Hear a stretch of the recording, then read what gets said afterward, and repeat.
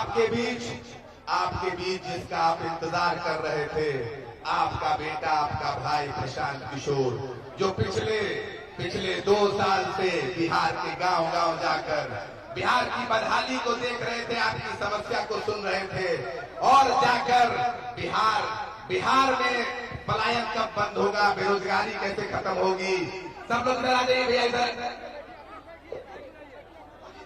सब लोग एक बार अपनी मिट्टी और धरती पर आपका बेटा भाई प्रशांत किशोर आया, एक बार जोरदार ताली बजाइए, जोरदार ताली बजनी चाहिए। ये ताली बिहार में जनता के राज के लिए है। अरे बहुत हो गया नेताओं का राज, बहुत हो गया लालू नीतीश मोदी का राज, अब बिहार में जनता का राज होगा।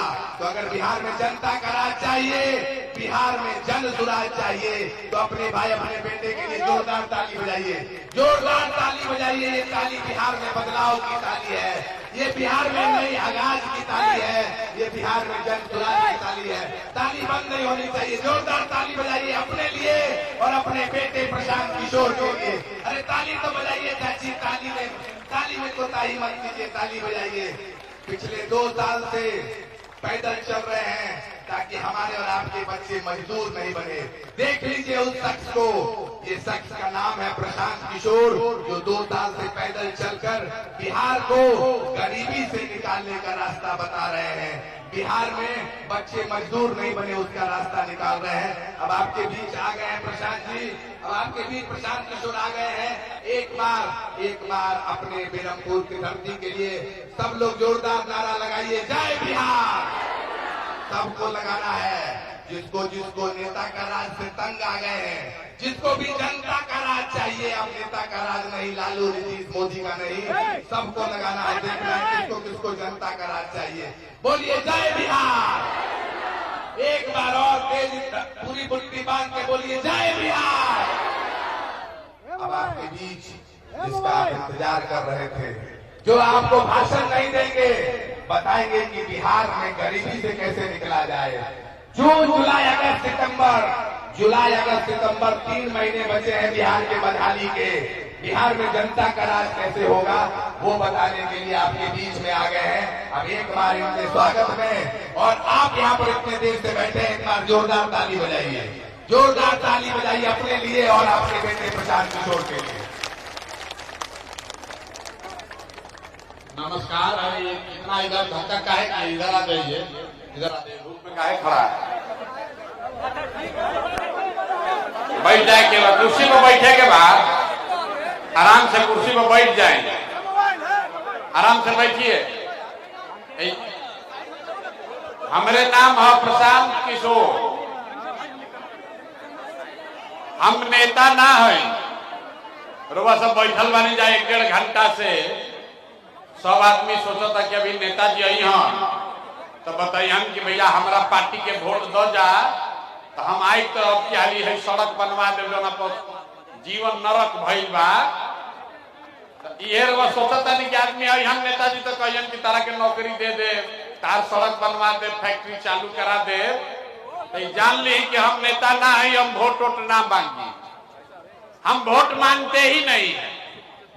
लोग पूछता है भैया वोट काहे ना मांगस, कौन नेता है जो वोटे नहीं थे मांगत, तो वोट काहे नहीं की मांगत ई समझी। ए भाई वोट मांगे वाले बीच में बैठ जाओ यार, बैठो, बैठ जाइए, कुर्सी बैठिए।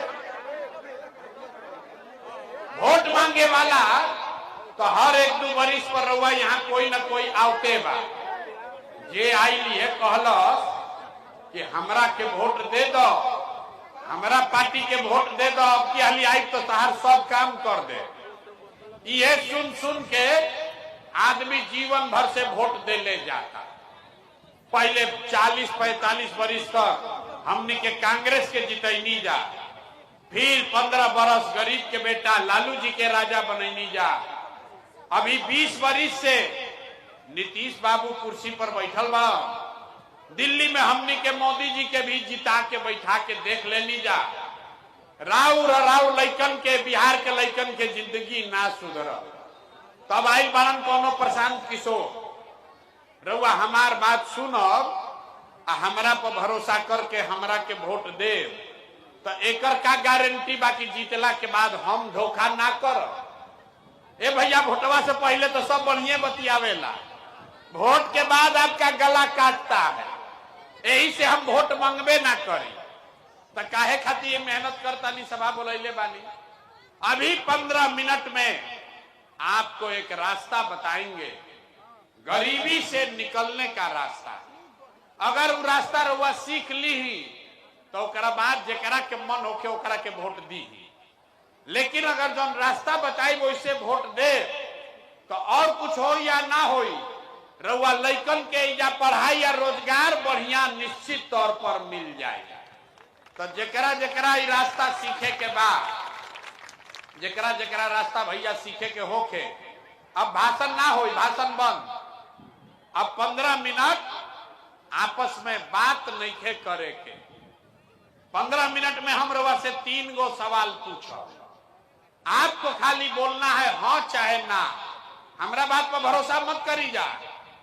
अभी अपना आंख के सामने इजा देखी कि बिहार में लोग के गरीबी के, बर्बादी के, बदहाली के कारण का बा, एकरा से निकले के रास्ता उपाय का बा। ठीक लागी तो एकरा से जुड़ जाई, आ ना ठीक लागी तो जैसे जिंदगी चलत वैसे चलाई, कोनो फर्क नहीं है। तो जिसको जिसको ये रास्ता सीखना है सबको जवाब देना है। जब सवाल पूछब तो हाथ उठा के हाँ चाहे ना बोले के बाद। हाथ काहे उठावे के बाद? हथवे में सब दम बा। यही हाथ से जेकर बटन दबाई उहे राजा बनी।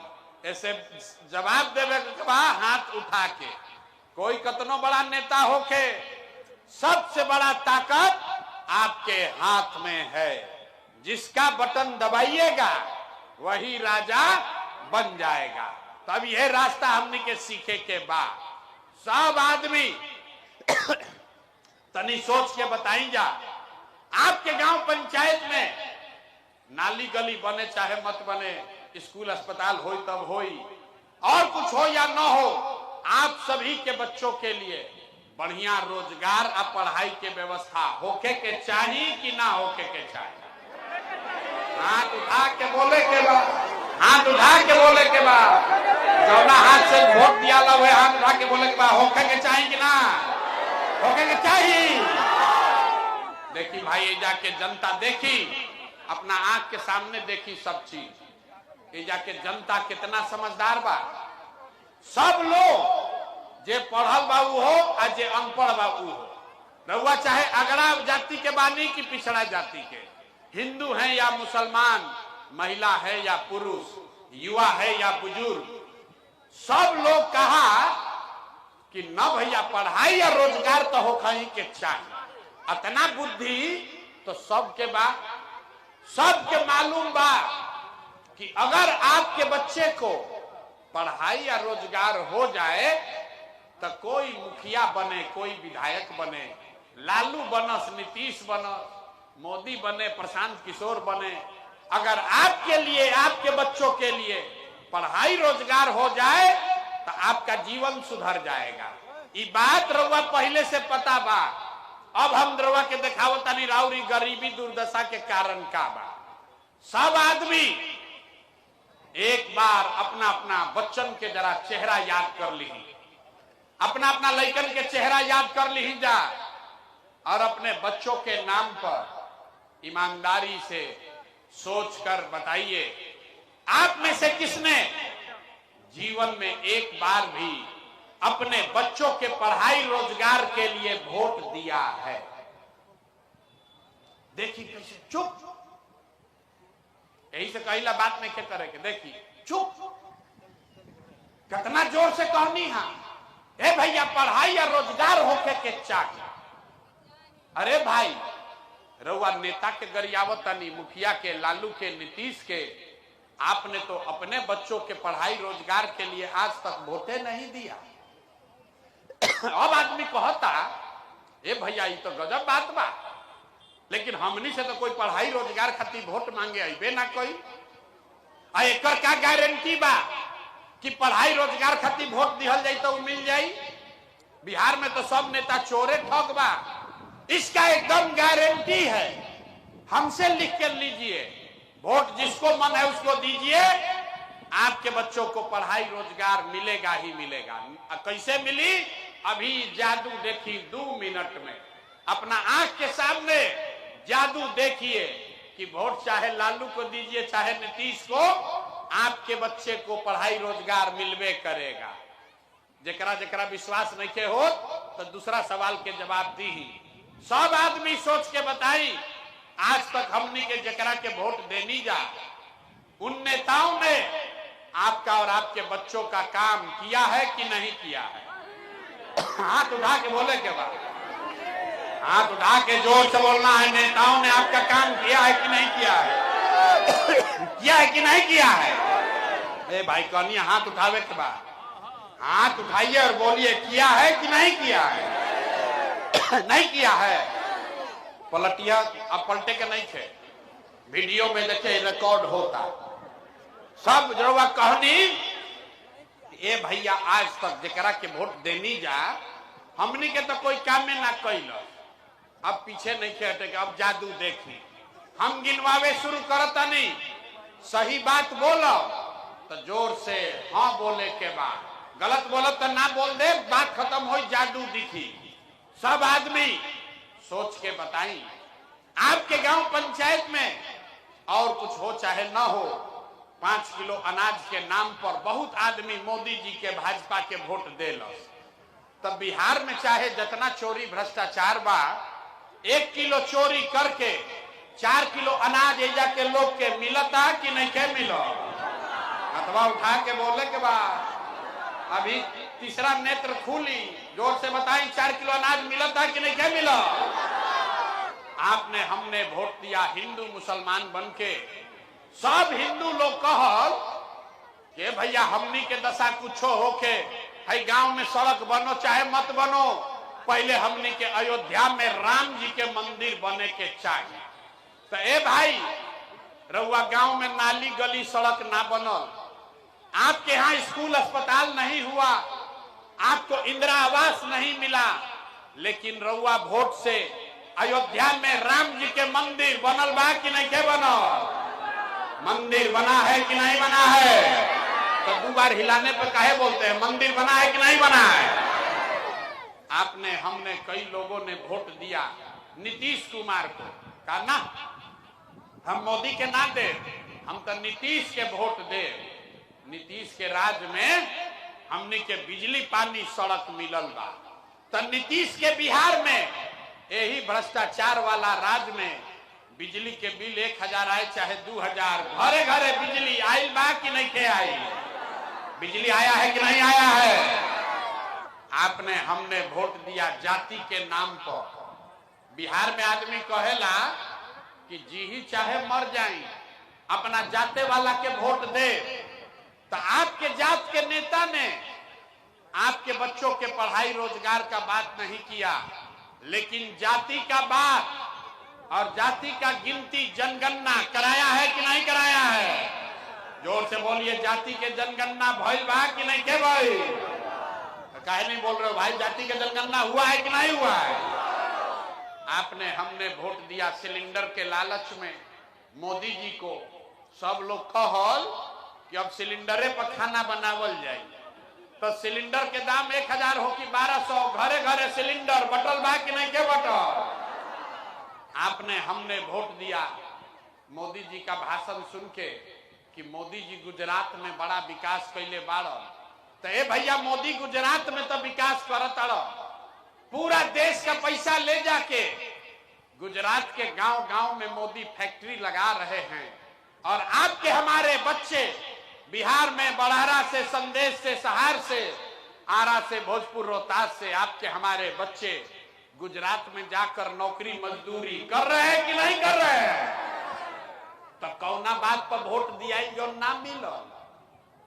अभी तो रउआ कहनी है भैया कुछो ना मिलल, आ हम गिनवावत तानी तो कहतानी ना भैया नजवा तो मिलते बा, मंदिर बनले बा, जात के चर्चा चलते बा, बिजली घरे घर आ गई, सिलेंडर बटा गई, आ गुजरात में जाके लड़का मजदूर बन गई। अरे आपने अपने बच्चों के नाम पर कहा कि हमने अपने बच्चों के पढ़ाई रोजगार के लिए वोट नहीं दिया। यह जादू दिखावे आइल बानी। बोइएगा बबूल तो आम कहां से खाइएगा? वोट दे 5 किलो अनाज खाती तो रोजगार कैसे मिली? वोट दीजिएगा मंदिर बनाने के लिए तो गांव के नरक वाला रोड कैसे सुधरी? ना सुधरी रे भाई। आपने वोट दिया 5 किलो अनाज के लिए, अनाज आपको मिल रहा है। आपने वोट दिया मंदिर के लिए, मंदिर बना है। आपने वोट दिया बिजली के लिए, घर घर बिजली आइल बा। आपने वोट दिया जाति के लिए, जाति का गिनती चर्चा हो रहा है। आपने वोट दिया सिलेंडर के लिए, घरे घर सिलेंडर बटा है। आपने वोट दिया गुजरात के विकास के लिए, गुजरात में फैक्ट्री लगा है। आपने अपने बच्चों के पढ़ाई रोजगार के लिए वोट नहीं दिया, इसीलिए आपका बच्चा गरीब, अनपढ़ और मजदूर है। यह जादू दिखावे आइल बानी। वोट ना मांगी, वोट ना मांगी, यह दिखाईला। आदमी ऐसे कहता, अरे बाप रे, ये तो बातें ना बुझाइल रहे। फिर आदमी कहता कि भैया हमनी के तो विकल्प ना रहे, यही से नहीं से दिक्कत में रही जा। रउआ अब आगे चली, आप आगे चलिए, एगो दल बनाइए। हमनी के तो लालू के डर से मोदी या मोदी के डर से लालू के वोट दे दे थाक गइल बानी जा। एगो नया दल बनाई तो हम रउआ के हाथ जोड़ता नहीं। आदमी कहता है भैया राउर साथ दिहल जाए, रउआ आगे आगे चली, बिहार के सुधारी हमनी के सब रउआ संगे चलल जाए। हम आपको हाथ जोड़ रहे हैं, हमको आपका साथ नहीं चाहिए। आप हमारा साथ क्या दीजिएगा? आप तो वो लोग हैं जो अपने बच्चों का साथ नहीं दे रहे हैं। रउआ प्रशांत किशोर के साथ दे, हमार बात पर भरोसा नहीं के ना, तो अभी दिखावत नहीं असली कारण। तनी एक बार सोच के बताई, अभी दिखाई गरीबी के असली कारण, और फिर एक से निकले के एगो मंत्र सिखाई। सब आदमी तनी सोच के हाथ उठा के बताई जा कि और कुछ होके चाहे ना, रउआ सबके अपना लइकन के चिंता बा कि नहीं थे? अथवा उठावे के बा, अथवा उठावे के बा कि नहीं थे? जोर से बोलिए, है कि नहीं है कि नहीं है? सबका सब झूठ बोल रहा है, सबके सब समाज झूठ बोलता। रउआ कहनी हाँ कि हमने क्या अपना लइकन के बड़ा चिंता बा। मेरे भाई, हम 5000 गांव में पैदल चल के गईनी। आज रउआ गांव में आइल बानी गाड़ी से, 2 बरिस पैदल चलनी, 5000 गांव में गईनी। आज आपके गांव में आए हैं, रास्ता में अगर 100 गो बच्चा मिलल, 100 गो बच्चा मिलन, आपके बच्चे मिले, आधे से ज्यादा बिहार के आपके बच्चों के शरीर पर शुद्ध कपड़ा नहीं है। जितना छोटा बच्चा यहां घूम रहा है देख लीजिए, आपके अगल बगल जितना बच्चा बैठा है देख लीजिए, ज्यादातर बच्चों के पैर में हवाई चप्पल भी नहीं है। लोग से पूछता नहीं कि भाई लड़का के का हाल कैले बाड़ा, अपना लड़का के कपड़ा काहे निकल पहनावो, 50 रुपए के चप्पल काहे निकल की ना। आदमी कहता है कि भैया इतना गरीबी बा, इतना महंगाई बा, कहां से लड़कन के कपड़ा पहनाई, कैसे खिलाई, कैसे पढ़ाई। तो मेरे भाई, जिन नेताओं ने, जिस व्यवस्था ने आपको इतना गरीब और बदहाल बना दिया कि आपके बच्चे के शरीर पर कपड़ा नहीं, पैर में चप्पल नहीं, खाने के लिए भरपेट भोजन नहीं, राउर लड़का बीमार पड़ता तो ओकरा खातिर दवा डॉक्टर अस्पताल नहीं थे, वही नेता अभी 4 महीना के बाद आएगा वोट मांगने। तो जितना लोग हाथ उठाए थे, इसी हाथ से जाति के नाम पर 500 रुपया के लालच में हिंदू मुसलमान के नारा लगा के, मुर्गा भात खा के, 2 गो पाउच पी के, फिर वही नेता के जाके वोट दे। ऐजा कहता नहीं कि लड़का के बड़ा चिंता बा। अरे भाई, लइकन के नाम पर झूठ बोलो तो कैसे सुधार होई? लइकन के चिंता का होला, देखे के बाद, सीखे के बाद एक बार लालू जी के देखी जा। लालू जी के लड़का के अपना चिंता बा, लालू जी को अपने बच्चों की चिंता है। लालू जी का लड़का 9वां पास नहीं किया, लेकिन लालू जी के चिंता बा, बुढ़ा गइल बाड़ा, तबियत ठीक नहीं थे, लेकिन उनका चिंता बा कि हमार 9वां फेल लड़का भी बिहार के राजा बनो। हम ये बात कहतनी तो कुछ आदमी के बुझाता कि हम लालू जी के शिकायत करतानी ना, हम तो लालू जी के तारीफ करतानी। देखी लालू जी कितना अच्छा बाप बाड़न, लड़का 9वां नहीं के पास कैले, लेकिन चाहतन कि बिहार के राजा बनो। और राउर अपना दशा देखी, राउर लड़का मैट्रिक पास कर लेलस, BA MA कर लेलस, ओकरा चपरासियों के नौकरी नहीं के भेटात, लेकिन रउआ ओकर कोनो चिंता नहीं थे। रउआ तो जात के झंडा लेके घूम रहल बानी, घरे बैठत आदमी गांव में दलान में तो बतियावत कि लालू जीती हम कि प्रशांत किशोर जीती हम, मोदी जीती हम कि नीतीश जीती हम। तो हम रउआ के कहे आइल बानी भैया 3 महीना ई बतियाव कि तार लड़का कैसे जीती, आपन लड़का कैसे जीती हसन, एकर चर्चा होके के चाहे, ये बात बतावे आइल बानी। देखी गांव के दुर्दशा जा, हम गांव में चलीला, पूछीला वोट केकरा के देले रही चाची, तो कहल आदमी हमरा के कि मोदी जी के देले रही भैया, भाजपा के देले रही। पूछीला काहे, मोदी जी का कैले बाड़न, ना कुछ कैले नहीं खन, लेकिन उनकर सीना 56 इंच के बा, मोदी जी के सीना 56 इंच के बा। सब मियाँ जी लोग के मार के भगा दीहन, पाकिस्तान के 4 गो टुकड़ा कर दीहन। गौवा में आदमी कहता हमरा के, देखी बिहार के लोग के दुर्दशा। अरे रउआ इजा बड़हरा के गांव में बैठ के बुझाता कि मोदी के सीना 50 इंच बा कि 54 इंच की 56 इंच, लेकिन आपन लइकन के खैला बगैर सीना सिकुड़ा के 15 इंच भइल बा। रउआ नइखे लौकत तो रउआ ना भोग भैया तो के भोगी। हम मीठा बात ना बोली, बहुत कड़वा बात बोलीला। जकरा रोग भइल बा ओकरा कड़वा दवाई खाए के पड़ी, तो हम उहे खिलावे आइल बानी। आदमी कहता भैया ये बात बुझा गई, अब हमने के एगो रास्ता बताई आगे जाए के। तो हम अभी आपको 2 रास्ता बताएंगे, एक रास्ता बताई, एगो मंत्र सिखाई, वो सीख ली, आ दिवाली छठ के बाद गरीबी खत्म होके शुरू हो जाए। हमरा पर भरोसा नहीं थे तो जितना जितना आदमी की उम्र 60 वर्ष बा, बताई रहा, पेंशन 400 से बढ़ के 1100 भइल हो कि ना भइल हो? अरे हो गई, अगला महीना से 1100 भेटाए लागी, अगला महीना से 1100। भुलाई बड़ा चचा, याद नहीं थे, 1100 हो गई पेंशन। एक बार जितना बूढ़ बुजुर्ग बाड़न, जे विकलांग बा, दिव्यांग बा, विधवा लोग, उसका पेंशन बढ़ाकर 4 से 1100 हो गया। अब रास्ता सीखी, छोड़ी 1100।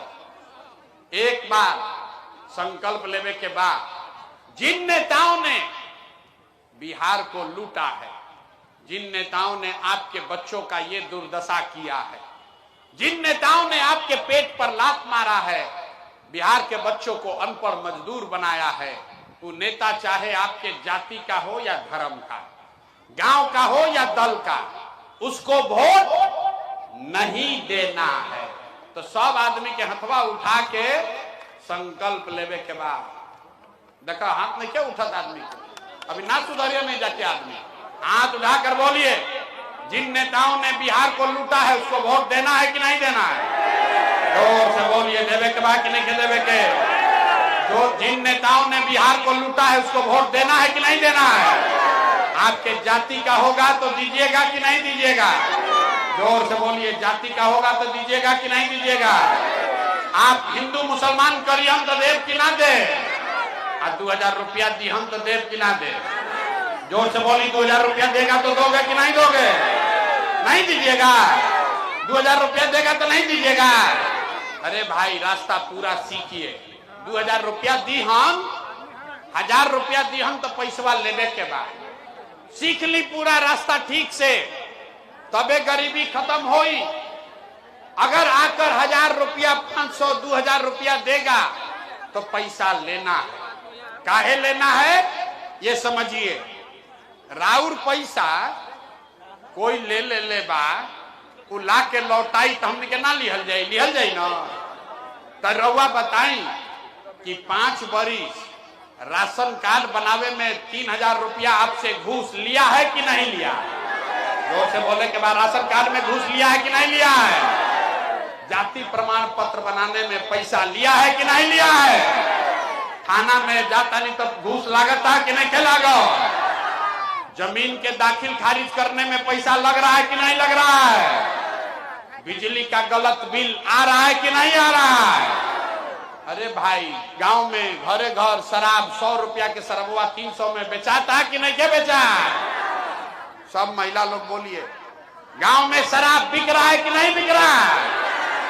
तो हमनिए के पैसवा लूट के 5 बरिस लूटले 1200, अब भोटवा के समय आके 1000 रुपया दी हम तो पैसवा ले लेवे के बाद। लेकिन लेला के बाद अब गरीबी से निकले वाला एगो मंत्र सबके याद रखे के बाद।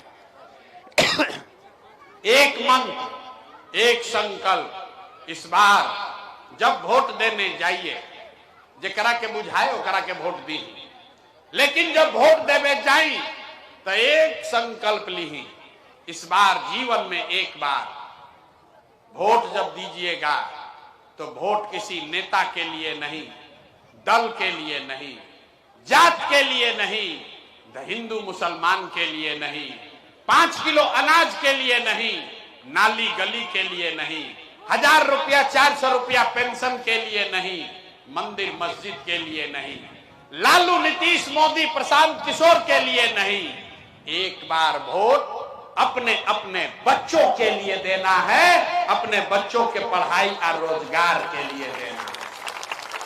ताली नहीं के बजावे के, जौना हथवा से वोट देवे के बाद ओकरा के उठा के संकल्प लेवे के बाद ताली तो बहुत। हाथ उठाइए, हाथ उठाइए और संकल्प लीजिए, इस बार वोट अपने बच्चों के लिए देना है कि नहीं देना है? जोर से बोलिए, अपन लड़कन खातिर वोट देवे के बाद कि नहीं देवे के? अब कितना आदमी कहता है अपना लड़का के वोट देवे से का होई, हम रवा के जादू दिखावता नहीं का होई। आपने मोदी का चेहरा देखकर वोट दिया तो चाय बेचे वाला मोदी देश के राजा हो गई। आपने लालू का चेहरा देखकर वोट दिया तब भैंस चरावे वाला लालू यादव 30 वर्ष से बिहार के राजा बारह। रउआ नीतीश के चेहरा देख के वोट देनी तब वैद्य का लड़का नीतीश कुमार 20 वर्ष से बिहार का मुख्यमंत्री है। एक बार अपना भाई, अपना बेटा प्रशांत किशोर का बात मानिए, एक बार अपना बच्चा का चेहरा देखकर वोट दीजिए। आपके वोट में इतना ताकत है, आपका बच्चा भी बेरोजगार नहीं रहेगा। लेकिन वोट अपना लइकन खातिर देवे के बाद, सबके देवे के बाद कि नहीं के देवे के? देवे के बाद। झूठ नहीं ना बोलो, सोच के बताई। तो अगर आपने झूठ नहीं बोला तो एगो बात लिख ली, अब की हाली जब रुआ छठ दिवाली मनाई, अब की हाली जब दिवाली या छठ मनी तो आपके जीवन का, बिहार के बदहाली का ये अंतिम दिवाली और छठ होने जा रहा है। अब जरा जितना जोर से ताली बजावे के बाद बजा ले, फिर बताई कि कैसे ना बदल ताली। अरे 60 वर्ष से जियो ताली यही कष्ट में, अब 4 महीना रह गई। अब की हाली दिवाली या छठ मनी तो ओकरा बाद गरीबी खत्म होके के रास्ता शुरू हुई। कैसे हम बतावतानी। पहला संकल्प अपना लइकन खातिर हुआ, अगर वोट दे तो ये जब जनता के राज बनी तो इसका पहला संकल्प है, नाली गली बने चाहे मत बनो, स्कूल अस्पताल जब सुधरी तब सुधरी, लेकिन साल भर के अंदर याद रख ली, अपना अपना आचर में बांध ली जा, साल भर के अंदर जितना राउर घर के सवांग गइल बाड़न बाहर मजदूरी करे, आ जौन लइका इजा पढ़ लिख के बेरोजगार रहुआ घर में बा, ओकरा नौकरी हो चाहे ना हो, लेकिन सभी के लिए कम से कम 10 से 12 हजार रुपया के रोजी रोजगार के व्यवस्था बिहारे में निश्चित तौर पर कर दिया जाए। होके के चाहिए कि ना होके के चाहिए? होके के चाहिए, होना चाहिए। तेजा से जाई जब घरे तो अपना अपना सवांग के बेटा के फोन करके बता दी के बचवा अब की हाली दिवाली में जब घरे आइब याद कर लो भाई, फोन पर क्या कहे के बा, ए बचवा आपकी हाली जब दिवाली में घरे आईब तो अब 10-12 हजार रुपया के रोजी रोजगार खाती बड़ारा संदेश आरा बिहार छोड़ के बाहर ना जाए के पड़ी। ठीक बा ना? ये होके के चाहिए कि ना? सब लोग बताई जा, होके के चाहिए ना? दूसरा संकल्प, जितना आदमी बूढ़ हो गई, 60 वर्ष से ज्यादा जेकर उम्र हो गई, अब वो मजदूरी कैसे करी? शरीर तो थक गई। तो ऐसे तय भई कि दिवाली छठ के बाद दिसंबर में कार्तिक महीना से जेकर जेकर उम्र, जेकरा घर में 60 वर्ष से ज्यादा के महिला पुरुष बा, जोड़ ली यहाँ पर 60 वर्ष से ज्यादा उम्र के हर महिला पुरुष को 400 रुपया का भीख नहीं, 1100 रुपया का पेंशन नहीं, 200 रुपया का सम्मान, 2000 रुपया महीना का सम्मान राशि हर महीना दिसंबर कार्तिक महीना से मिले लागी। होके के चाहिए कि ना होके के चाहिए? होके के चाहिए। प्रस्ताव पारित हो गई, जोर से बोली। 2000 रुपया पेंशन हो जाए के चाहिए ना? तो राउर लड़का जाके 10-12 हजार के मजदूरी करे लगी हन, और रउआ 2000 रुपया मिल जाए, उससे जीवन ना सुधरी। जीवन तब सुधरेगा जब आपके बच्चे पढ़ लिख कर अफसर बनेंगे। हमने के जैसे पढ़ के, गांव से पढ़ के देखिए आज बड़ आदमी हो गए बानी, जाता भाषण देता नहीं जा। ऐसे तय भाई कि जेकर जेकर लड़का, जेकर जेकर बच्चा 15 साल से कम उम्र के बाद, गरीब का बच्चा भी जाता है पढ़ने तो पढ़त नहीं थे, मास्टर साहब खिचड़ी खेल ना भेज देला। तब तय भाई कि दिसंबर से जब तक सरकारी स्कूल नहीं सुधरेगा, गरीब अपने बच्चे को आप प्राइवेट स्कूल में भेजिए, अंग्रेजी स्कूल में। स्कूल भेजे के खर्चा फीस सरकार के ओर से भरल जाए, ताकि गरीब से गरीब का बच्चा भी अंग्रेजी स्कूल में पढ़ सके। होके के चाहिए कि ना? होके के चाहिए। जोर से बोले कि अपना लइकन खातिर होके के चाहिए कि ना? अपने बच्चों को बढ़िया अंग्रेजी स्कूल में पढ़ाना चाहते हैं ना? चाहता नहीं जाके नहीं चाहता नहीं जानो? अरे जो बच्चा के ना पढ़े, नाती पोता के पढ़ावे चाहता नहीं ना अंग्रेजी स्कूल में, तो एक व्यवस्था भी दिसंबर से हो जाए।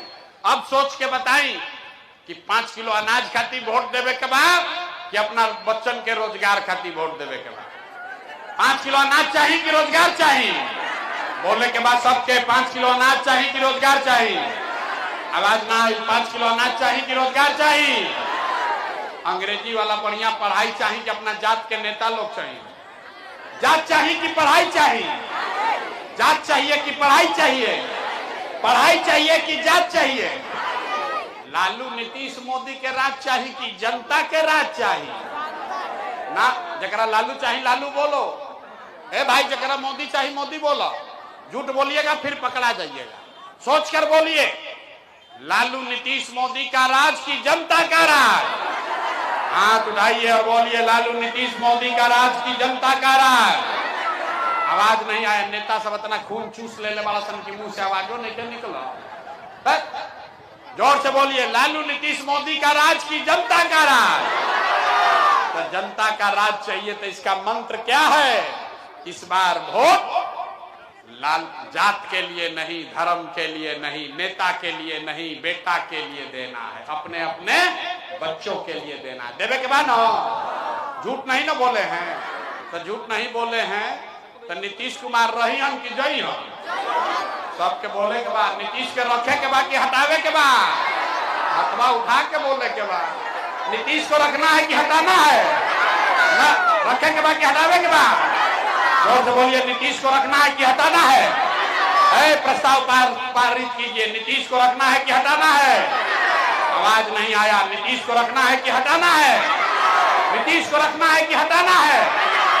अब मोदी आके कही हम कि इनके के वोट दे दिया जाए तो दियाई, काहे ना दियाई? मोदी के कहला पर वोट काहे ना दियाई? समझी, बिना समझ ले काम मत करी। मोदी के कहने पर वोट देना है कि नहीं देना है अभी फैसला होगा। आप बताइए, वोट बिहार के तो फैक्ट्री बिहार में लागे के चाहिए कि गुजरात में लागे? सबके बोले के बाद भाई, वोट बिहार के तो फैक्ट्री बिहार में लागे के चाहिए कि गुजरात में? बिहार में कि गुजरात में? बिहार में कि गुजरात में? भाई शांत होइए।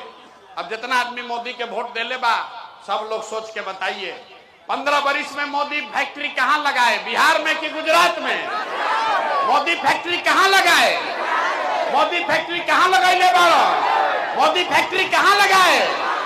अरे भाई तो हमने के कितना दिन से बुर्बक बनाओ था, वोट ले तड़न बिहार में, अब फैक्ट्री लगाओ तड़न गुजरात में, तो चली कि भाई मंजूर बा? सब लोग बोलो मंजूर है। मोदी के कहने पे वोट दीजिएगा?